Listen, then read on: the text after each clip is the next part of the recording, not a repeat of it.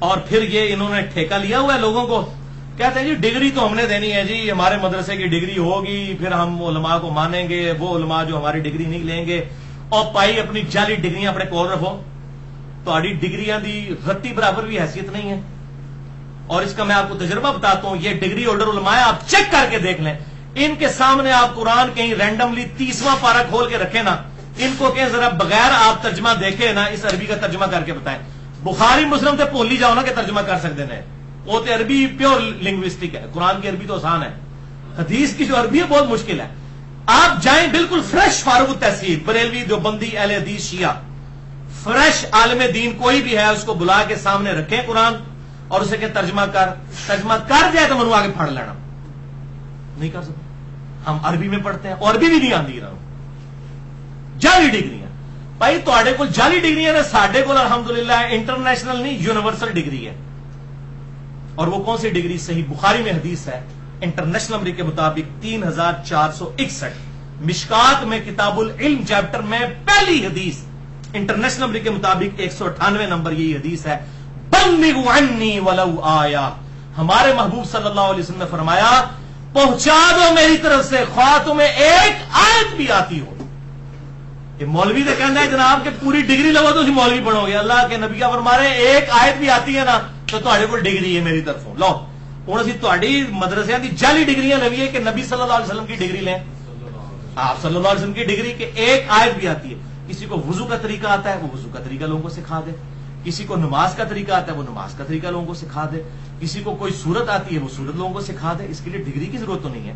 Degree الحمدللہ ہمارے پاس پہلے ہی موجود ہے، آپ اپنے مدرسوں کی جعلی ڈگریاں اپنے پاس رکھیں، اور یہ مدرسے تو بنے بھی 330 ہجری میں پہلا مدرسہ بنا ہے آپ صلی اللہ علیہ وسلم کی وفات کے تقریباً آپ سمجھ لیں کوئی 350 سال کے بعد یہ الازہر یونیورسٹی بنی ہے، اس کے بعد یہ معاملات چلے، اور باقی انڈیا پاکستان کے آپ کو جو مدرسے نظر آ رہے ہیں یہ صرف انگریزوں کے دور کے اندر بنے، ظاہر ہے کہ انہوں نے بھی روٹی روزی چلانی تھی تو مدرسے بنا کے اور لوگوں کا ایک بچہ حافظ کرا لو سارے لے جائے گا، باقی پاویں سارے آرام خوری کرتے رہو، تو انہوں نے مدرسے بنا کے، میں یہ چیلنج کرتا ہوں کہ یہ حفظ قرآن کا مدرسہ مجھے کسی صحابی تابعی تبع تابعی پہلے 500 سال میں سے ثابت کرے کہ حفظ قرآن کے کبھی مدرسے بنے ہوئے ہوں، اس وقت تو علم دین سکھایا جاتا تھا۔ یہ حفظ قرآن اور یہ طوطے بنا بنا کے جو نکال رہے ہیں اور قرآن کا ایک لفظ نہیں ان کو آتا، صرف وہ قرآن عربی بولتے ہیں، یہ مدرسے تو کبھی بھی اللہ تعالیٰ کے نبی صلی اللہ علیہ وسلم نے صحابہ تابعین تبع تابعین نے نہیں بنایا، یہ بالکل انگریزوں کی پیداوار ہے مدرسے، صرف کیوں؟ یہ مدرسے ہوں گے تو آپ ان کو چندے اور کھالے دیں گے، آج یہ مدرسے ختم ہو جائیں ان کی روٹی روزی بند ہو جائے گی، انہوں نے ہنر تو سیکھا کوئی نہیں ہے، تو انہوں نے حفظ قرآن کے مدرسے بنائے۔ ان سے پوچھیں کہ یہ کس سنت کے اوپر آپ عمل کر رہے ہیں؟ حفظ قرآن کے نبی صلی اللہ علیہ وسلم صحابہ تابعین تبع تابعین نے مدرسے بنائے تھے، کیا آپ لوگوں کو دڑ دڑ حافظ قرآن بنائے؟ اور بھائی عالم قرآن بناؤ، ان کو حافظ قرآن کیوں بنا رہے ہو؟ جس کا شوق ہے وہ خود حفظ کرے گا، صحابہ کرام اپنے شوق سے کرتے تھے، اور وہ رزلٹ یہ نکلتا ہے کہ وہ حفظ کر کے نکلتے ہیں، پھر جیسے ہی دنیا میں ایکسپوز ہوتے ہیں تو سب تو بڑا شیطان حافظ قرآن بنتا جاتا ہے۔ بالکل تسی چیک کر لیو، 1000 نکلے نا کوئی ایک بندے کا پتر ہونا جی، باقی کیا ہوتا ہے پھر جیسے ہی تراویحوں کا وقت آتا ہے تو وہ بھی اس کو بھی پتا کہ اب میں نے مال کمانا ہے، تو تراویحوں کا وقت آتا ہے وہ تھوڑی تھوڑی شیپ بڑھانا شروع کر دیتا ہے، پھر تراویح پڑھا کے پھر عید رات پھر منا دیتا ہے، پیسے اکٹھے کیتے اپنے، تراویح پڑھا کے بھی پیسے ہی لے۔ بھئی یہ سارا جو جامعہ ترمذی میں صحیح حدیث ہے کہ ہر امت کا کوئی نہ کوئی فتنہ ہے، اور میری امت کا فتنہ مال ہے، تو مال کی تو فتنہ ہی سارا، یہ سارا کا سارا سسٹم جو ہے کولیپس کر جائے گا ان کا، اگر یہ آپ بیچ میں سے ایک وہ جیسے ایک آپ ستون کھینچ رہے نا پوری عمارت ڈھام سے نکل جائے گی، ان کی روٹی روزی بند ہو جائے گی، آپ ان سے یہ مدرسوں والا سسٹم ان کو کہیں چھوڑیں، فیس باللہ پڑھائیں، بیچ رہے ہیں آپ اللہ کی آیات کو، پیسے لے کے پڑھا رہے ہیں، فیس باللہ پڑھائیں۔ الحمدللہ ہم ہی درس قرآن کرتے ہیں، کتنی جگہوں پہ جا کے دعوت دیتے ہیں، 1 روپیہ کیا آنے جانے کا کبھی کرایہ تک بھی کسی سے، گاڑی بھی لوگ بھجواتے کبھی نہیں لی ہے، اپنی جیب سے الحمدللہ کر کے جاتے ہیں، اللہ سے اجر لینا ہے۔ نماز تو میں نے ویسے بھی پڑھانی ہے، پڑھنی ہے، اگر میں کہیں پڑھاؤں نہ تب بھی میں نے اپنی تو پڑھنی ہے، تو میں نمازیں بیچوں کہ امام مسجد جا کے تنخواہ لے کے جی مجھے تنخواہ دے، میں نے آپ کو 5 نمازیں پڑھائی ہیں، اور بھائی تجھے نہ بھی پڑھانی پڑتی، تو نے اپنی تو پڑھنی تھی نا، تو نماز تو نہ بیچ۔ صحیح مسلم میں حدیث ہے کسی شخص کے لیے جائز نہیں کہ وہ اذان کی اجرت لے، صحیح مسلم میں حدیث ہے، اذان کی اجرت نہیں لے سکتا، کیوں؟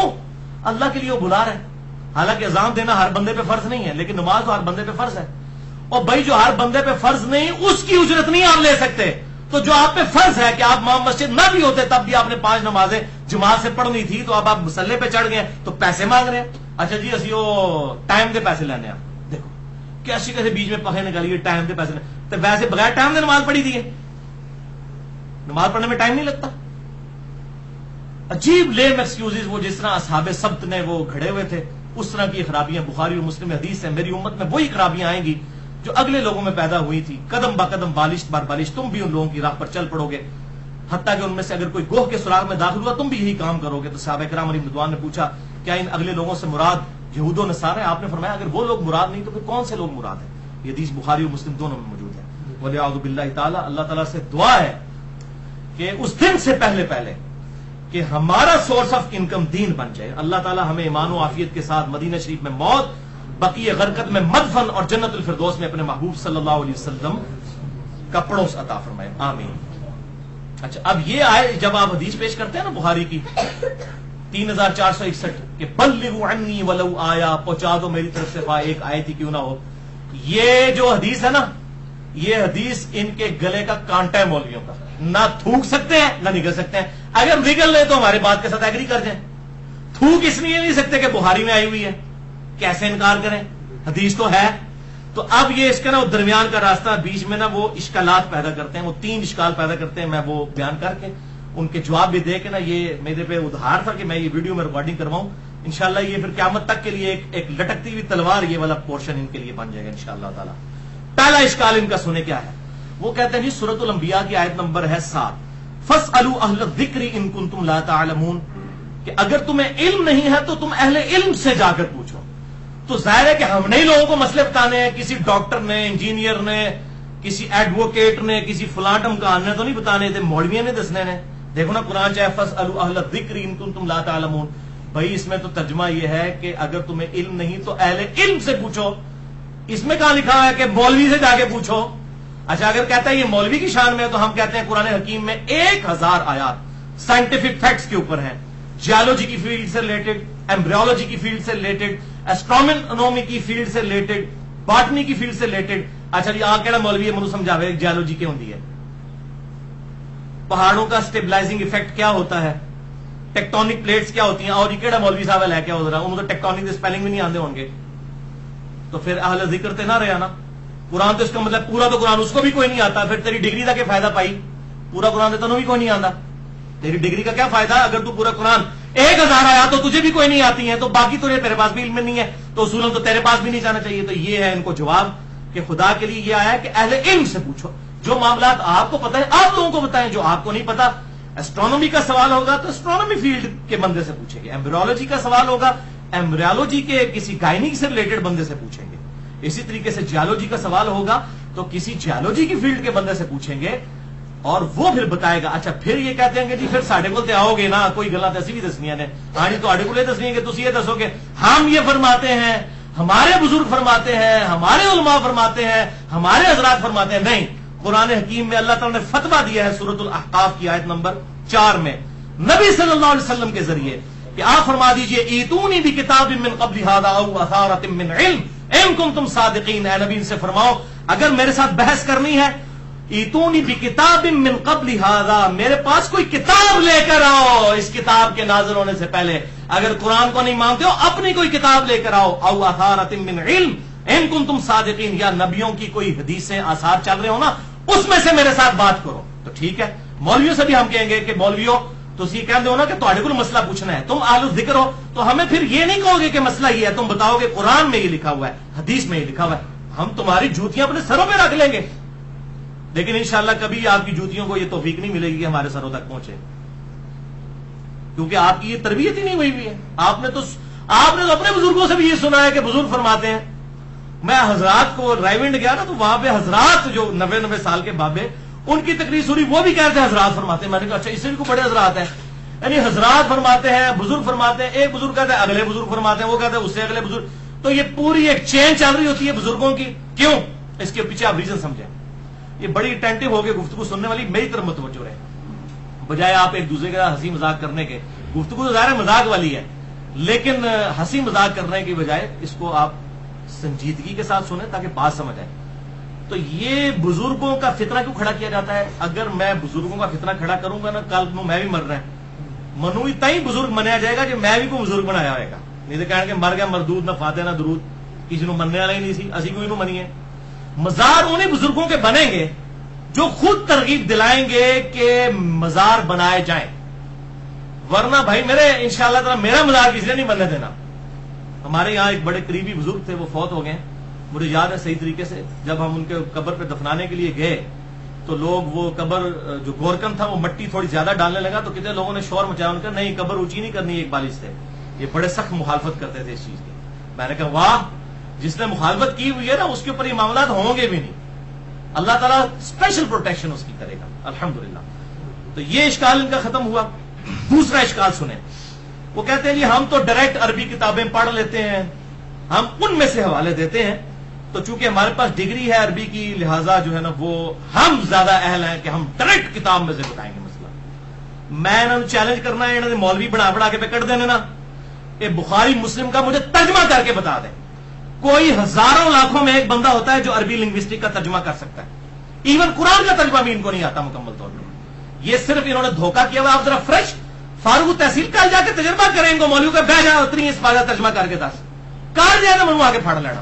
بخاری مسلم کا ترجمہ تو سوچ بھی نہیں سکتے یہ کر سکیں گے، قرآن کا ترجمہ بھی نہیں۔ اور یہ پھر کہتے ہیں ہمیں عربی میں ڈائریکٹ علم پڑا ہوا ہے لہٰذا ہم جو ہے نا وہ چونکہ ریفرنس ڈائریکٹ دیتے ہیں۔ تو میرے بھائی ہم آپ سے عربی اردو کی بات نہیں کر رہے ہیں، ہمیں یہ بتائیں کہ آپ نے جو عربی کتابوں کے اردو میں ترجمے کیے ہیں یہ کس لیے پھر کیے ہیں؟ آپ کو تو عربی پہلے ہی آتی تھی آپ کے مولویوں کو، یہ ان کے پرسنل نوٹس تھے؟ نہیں جی، عوام کے لیے کیے ہیں۔ اچھا عوام کے لیے کیے تھے تو اگر وہی عوام آپ کے بزرگوں کا ترجمہ پڑھ کے آپ کو کوئی بات بتاتی ہے، آپ کہتے تو عربی نہیں آتی، کیسی یہ بے ایمانی ہے؟ یعنی کوئی ایک بات کے اوپر نہیں ٹکتے ہیں کہ اگر آپ کے علماء نے ترجمے کیے تھے عوام کے لیے، ویسے عوام کے لیے اگر انہوں نے کیا ہوتا تو مال نہ کما رہے ہوتے، وہ بھی بیچتے ہیں، یہ بخاری کے ترجمے اور قرآن کے ترجمے بیچتے ہیں، ان کو کاپی رائٹس ہوتے ہیں، جس نے ترجمہ کیا ہوتا ہے نا مرتے دم تک اس کو اس میں سے رائلٹی ملتی ہے، یہ بیچے ہوئے ہیں انہوں نے۔ یہ ویسے کہتے ہیں ہم نے عوام کے لیے کیے ہیں، اپنے لیے کیے ہیں انہوں نے، اور کہتے ہیں عوام کو چلے پتا چلے گا ہم تو وہ ترجمے کر دیں۔ اچھا ایک پرائمری اسکول کا بچہ ایک مولوی صاحب کو جا کے کہتا ہے کہ بھائی سورۃ البقرہ کی آیت نمبر 279 میں لکھا ہوا ہے کہ جو شخص سود کھائے گا اللہ اور اس کے رسول عز و جل صلی اللہ علیہ وآلہ وسلم کا اعلان جنگ ہے اس کے خلاف۔ اب مولوی صاحب کہتے ہیں اوے تیری تعلیم کتنی ہے؟ وہ کہتا ہے جی میں پرائمری پڑھنا۔ اور تیرے کو ڈگری ہے؟ نہیں، جا دفعہ ہو جا، میں نہیں مانتا۔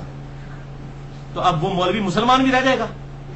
اب مولوی کا کام ہے وہ قرآن اٹھائے سورۃ البقرہ کی 279 نمبر آیت پڑھے اور کہ ہاں بیٹا بڑی بات ہے، آپ کو بیٹا یہ بات پتا تھی، اللہ کا شکر ہے آپ نے مجھے یہ بات بتائی ہے اور آپ کی بات بالکل ٹھیک ہے، قرآن میں لکھی ہے۔ اور بھائی وہ اس بچے کی بات نہیں مان رہا، وہ قرآن کی بات مان رہا ہے۔ اس طریقے سے اگر ہم کوئی ریفرنس دیتے ہیں کہ بخاری میں لکھا ہے، مسلم میں لکھا ہے، ابو داؤد میں لکھا ہے، قرآن میں لکھا ہے، آپ ہماری بات تو نہیں مان رہے، اللہ اور اس کے رسول عز و جل صلی اللہ علیہ وآلہ وسلم کی بات مان رہے ہیں۔ اور اگر آپ اس کا انکار کریں گے تو آپ یہ کسی مغالطے میں نہ رہے کہ آپ انجینئر محمد علی مرزا صاحب کا انکار کر رہے ہیں، آپ اللہ اور اس کے رسول کی تعلیمات کا انکار کر کے اپنی آخرت برباد کر رہے ہیں، والعیاذ باللہ تعالی۔ تو یہ اپنی فکر کریں۔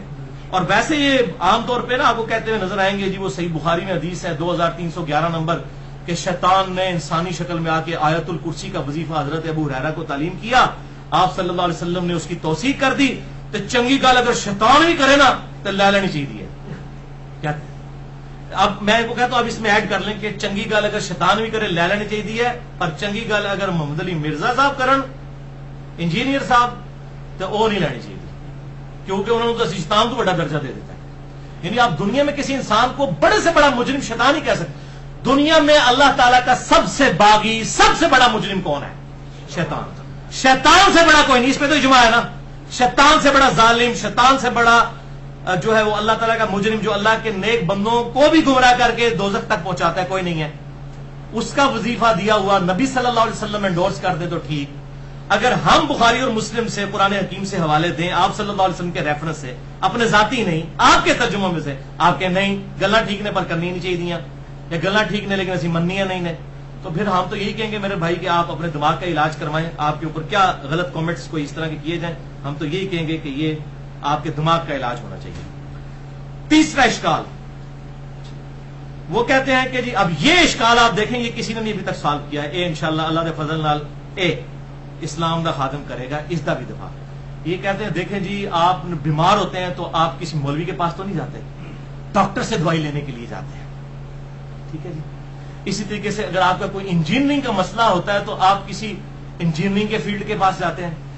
اگر آپ نے کوئی مقدمہ لڑنا ہے تو آپ کسی ایڈوکیٹ کے پاس جاتے ہیں. جب دین کی باری آتی ہے تو انجینئر بھی میدان میں اترے ہوئے ہیں, ڈاکٹر بھی اترے ہوئے ہیں, ایڈوکیٹ بھی اترے ہوئے ہیں, عام لوگ بھی اترے ہوئے ہیں. ادھر بھی ہمیں اکیلا رہنے دینا. تو یہ آن دا فیس آف آرگومنٹ ان کی بات بالکل ٹھیک لگتی ہے, لیکن میرے بھائیو یہ 100% ان کی بات غلط ہے.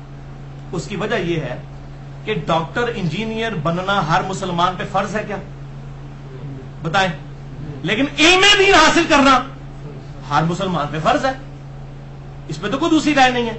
قبر میں جو سوال سیدنا ابو بکر سے ہونا ہے رضی اللہ تعالیٰ عنہ علیہ السلام, وہی ایک ڈاکٹر سے ہونا ہے, وہی ایک انجینئر سے ہونا ہے, وہی ایک ایڈوکیٹ سے ہونا ہے, وہی ایک جو ہے وہ ریڈی بان سے ہونا ہے, وہی ایک شیخ الحدیث سے ہونا ہے, وہی ایک شیخ القرآن سے ہونا ہے, وہی ایک جاہل سے ہونا ہے, وہی ایک موچی سے ہونا ہے. جب سوال سب سے ایک ہونا ہے تو سب کے پاس علم بھی تو ایک جیسا ہونا چاہیے نا, ڈیٹم لیول کا علم. میں وہ ان ڈیپتھ علم تو بتا رہا ہوں, مولویوں کے پاس بھی نہیں ہے, اسٹرانومی کا علم ان کے پاس بھی نہیں, جیولوجی کا ان کے پاس بھی نہیں, ہر چیز کا ہاتھ تو ہر شخص کر بھی نہیں سکتا, لیکن ڈیٹم لیول کا علم تو ہر بندے کے پاس ہونا چاہیے کہ نہیں. تو پھر یہ کیوں قدغن لگاتے ہیں کہ جو علماء کی, اچھا کہتے ہیں جی آپ ڈاکٹر آپ کو مشورہ, کیسی مثالیں کہتے ہیں ڈاکٹر آپ کو دوائی لکھ کے دیتا ہے, آپ کبھی اس سے بحث نہیں کرتے, آنکھیں بند کر کے وہ دوائی مارکیٹ سے خریدتے ہیں اور آپ کھانا شروع کر دیتے ہیں. تو اصلی جو مسئلہ تمہیں دسنا ہے تسی اکھاں بند کر کے عمل کرو. آج یہ جواب دو, یہ جواب بھی سن لو. اور بھائی ڈاکٹر جو دوائی لکھتا ہے نا, وہ جب ہم مارکیٹ جا کے دوائی لیتے ہیں نا تو میڈیکل سٹور والا بھی اس کو کنفرم کرتا ہے کہ ہاں جی اس نام کی دوائی ایگزسٹ کرتی ہے, یہ اس کمپنی کی دوائی ہے, اور وہ دے دیتا ہے.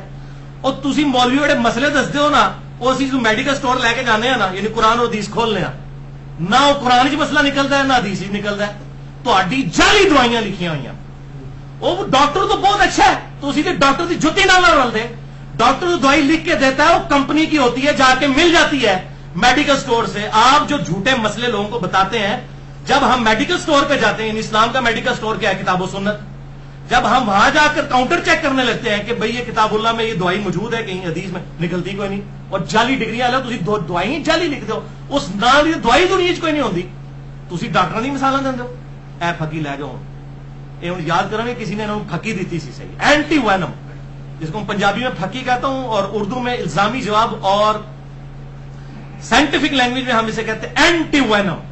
وینم کہتے ہیں سانپ کے زہر کو. کوبرا سانپ جب کاٹ جائے نا, اس کے زہر کا علاج کسی ویکسین سے نہیں ہوتا, کوبرے کے ہی زہر سے ایک اینٹی وینم تیار ہوتا ہے, وہ لگائے نا اگر 1-1.5 گھنٹے کے اندر تو بندہ بچ جاتا ہے. تو یہ میرے الزامی جواب ان کے اینٹی وینم ہے کہ دوائی لکھو جناب مفتی صاحب, بریلوی دیوبندی اہل حدیث شیعہ مفتی صاحب, دوائی لکھو, اسی دوائی تھوڑی چیک کرنی ہے. ڈاکٹر لکھ کے دیتا ہے نسخہ, جا کے چیک ہو جاتا ہے, جا کے میڈیکل سٹور سے مل تو جاتا ہے نا. آپ جب دوائی لکھ کے دیتے ہیں وہ نہ قرآن میں نہ حدیث میں آپ نے اپنے بزرگوں کے لکھ کے دیے ہوتے ہیں, تو یہ بالکل جعلی باتیں ہیں, اور اس قسم کی انہوں نے جعلی ڈگریاں, اور پھر ان کی آپ ڈگری بھی لے کے آ جائیں, میں آپ کو بتاؤں دل بےمان تے اٹھتا ٹھیر. ایک محاورہ اردو میں بولا جاتا ہے کہ دل بےمانی پہ اتر آئے نا تو لیم ایکسکیوزز بے شمار ہے. آپ یقین کریں ان کے مدرسے کی, مجھے بھی کئی لوگ مشورہ دیتے ہیں جا کے ڈگری لے لو. میں کہا میں تو ویسے کسی مولوی کو جانے جو ہی نہیں رہا, کس کے پاس جا کے ڈگری لوں. اگر آپ ڈگری بھی لے کے آ جائیں نا, اس مدرسے کے خلاف یا اس اسکول آف تھاٹ کے خلاف بات کر دینا, کہنا بندہ ساڈا سی ڈگری بھی ساڈے کو لی, پر اون خراب ہو گیا, اون گمراہ ہو گیا, پھر ڈگری کا فائدہ کوئی نہیں. اور تہاڈی ڈگری ایڈی جعلی ہے کہ تہاڈے کو ڈگری لے کے بندہ گمراہ ہو گیا. ہونا تو چاہیے تھا آپ کی ڈگری لے کے, ڈگری تو اس لیے لی جاتی ہے نا بندہ ہدایت پہ رہے. آپ کی ڈگری لے کے بھی گمراہ ہو گیا بندہ, پھر تے جناب بندے کا قصور نہیں ہے, قصور تو تہاڈی ڈگری ہے بھائی. اپنی ڈگری جعلی جڑی ہے وہ صحیح کرواؤ.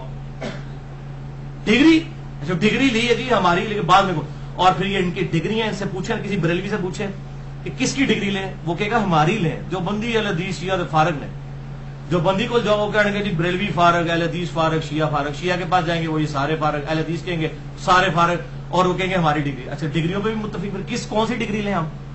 بھائی ہمارے پاس ڈگری ہے صحیح بخاری 3461, بلغوا عنی ولو آیا. اپنی جعلی ڈگریاں پڑے کول کھو کھاتے چپاؤ انہاں ڈگریاں نو, خدا دا ناجے علم لوگوں کو بتائیں. آپ ڈگریوں کی بات نہ کریں, علم کی بات کریں. ڈگری ہے, ڈگری دکھاؤ, ڈگری دکھاؤ, بس ڈگریوں کا رٹا لگایا ہوا ہے انہوں نے. اچھا آپ پھر آپ دیکھیں ڈگری ان کی آپ لے کے آ جائیں, اس کے بعد ان کے خلاف بات کریں، ان کے فتوے بکتے ہیں، اس کو بھی چھوڑ دیں۔ آپ ان سے یہ پوچھئے کہ جن علماء نے ڈگری لی ہوئی ہے ان کے کردار میں کتنی نکھار آیا ہے۔ ایک مولوی بولتا ہے پاکستان میں دیوبندیوں کا فضل الرحمان صاحب کی ویڈیو بنی ہوئی ہے، انہوں نے کہا یہ طاہر الپادری ہے، طاہر القادری صاحب کا طاہر الپادری، اور یہ جو ہے مسلمانوں کا جے سالک ہے، اور جے سالک بھی خیر فوت ہو چکا ہے، عیسائیوں کا سیاسی لیڈر تھا۔ یہ ڈگری کی آؤٹ پٹ میں آپ کو دکھا رہا ہوں، اور یہ نہ سمجھیں یہ آج کے لوگ ہیں۔ 1905 میں احمد صاحب بریلوی صاحب نے کتاب لکھی حسام الارمین، اس میں انہوں نے علماء دیوبند کو کہا یہ شیطان اور قادیانی کے دم چھلے ہیں، رشید احمد گنگوئی اور قاسم ننوتوی، یہ آپ لینگویج دیکھیں ان کی۔ اچھا، اس کا جواب جب دیوبندیوں نے 1906 میں دیا المحند المفند، اور انہوں نے اس کے جواب میں لکھا کہ احمد صاحب بریلوی اور ان کی جماعت پوری، ان کے علماء اور ان کی پبلک ایک شیطانی لشکر ہے جو ہم پہ حملہ آور ہو گیا ہے۔ یہ میں آپ کو ڈگریوں کی شکل دکھا رہا ہوں، یہ ڈگریوں والوں کی لینگویج آپ سنیں۔ شیطان سے کم ٹائٹل نہیں کسی کو دیتے، اگر ڈگریوں سے فرق پڑتا تو ان کے بزرگوں کو تو پڑ جاتا ہے، میں بزرگوں کے حوالے دے رہا ہوں، آج کل کے لوگوں کے نہیں۔